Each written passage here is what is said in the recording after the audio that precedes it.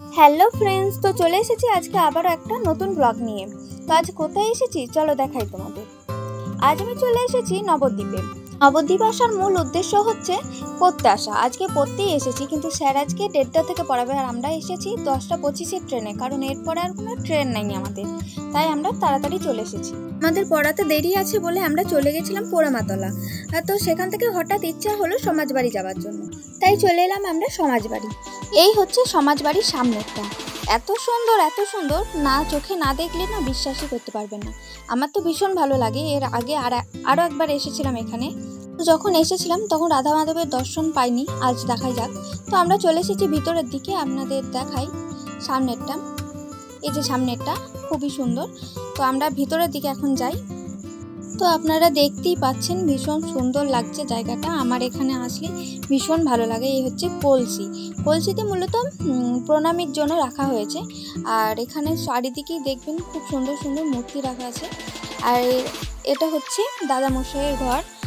তো চলুন সামনেরটা আপনাদের দেখাই। এখনও রাধা মাধবের দরজা খোলা হয়নি, তো যখন খুলবে তখন দেখাবো। এই যে এটা, চলুন ততক্ষণ অন্য কিছু দেখাই। চলুন আমাদের এখানে গৌনিতায় দর্শন করাই আপনাদের।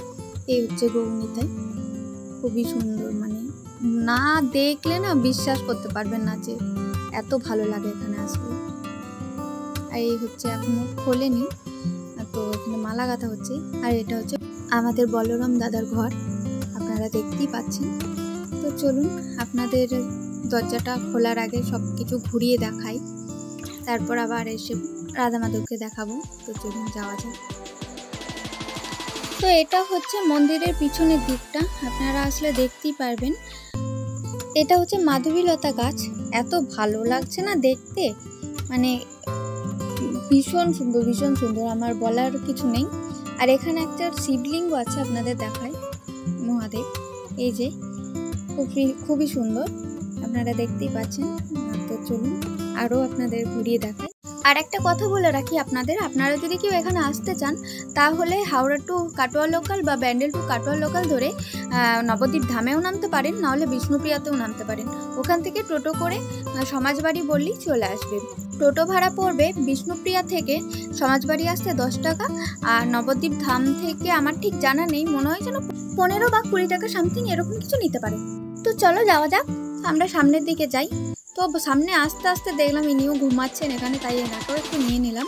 তো আমাদের রাধা মাধবের দরজা খুলে দিয়েছে, এখন দেখলাম আরতি হচ্ছে। তো দরজা খোলাটা দেখতে পাইনি আমি, যাই হোক আরতিটা দেখলাম, খুব ভালো লাগলো আরতিটা দেখে।